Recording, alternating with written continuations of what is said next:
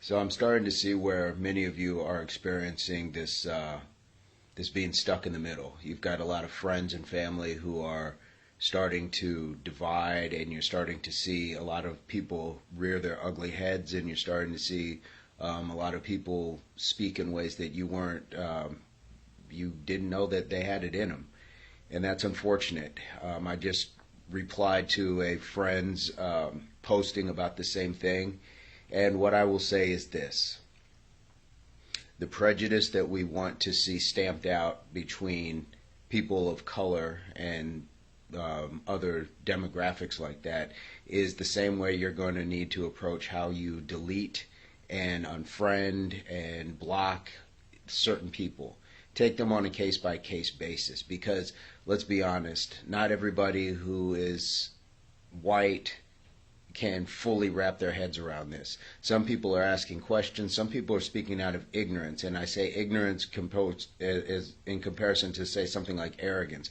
Ignorance is just lack of not knowing. Give them the benefit of the doubt if they're being legitimately, honest with their questions and not knowing. The arrogance are the people that say, well, he had it coming and that's what he gets for being a criminal. There's a difference.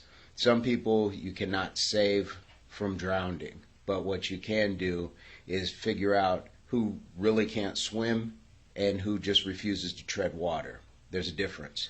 Okay, so with that said, look at what the questions people are asking. Look at the statements they're making. Are they being solution minded? Do they have any logic to their argument? Are they willing to listen to your logic, your place?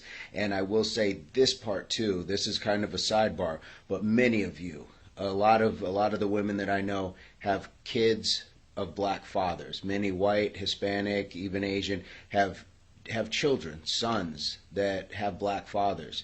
And the way that you respond and the way that you are diligent with dealing with these people will often have an effect on their future down the road. You have to be defensive, as if this person were saying it to your child's face. They're going to say it, they're going to say it. And in large and part, they can't exclude your son and say, well, your son's different. It doesn't mean that towards him. That's bull. And I've gone through that where people say, well, you're a black person, but not a nigger. Well, you know what?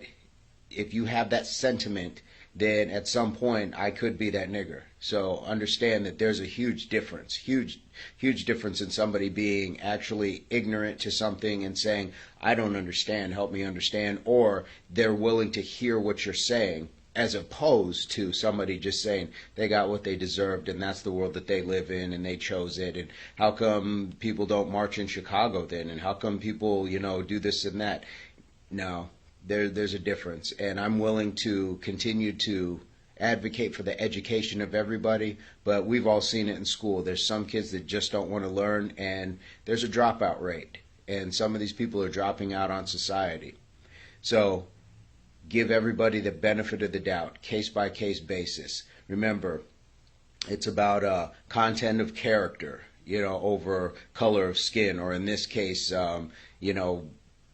the material in their speech and their post. Okay, so it's tough, but look at it this way: it's better to weed them out than regret not giving somebody the benefit of a doubt. And if they were your friends in the first place, you brought them into your circle, so now it's your time to remove them or decide who needs to stay in your circle. Okay, everybody, take a deep breath and let's move on. Get peace, love, unity, solidarity. You have a great day.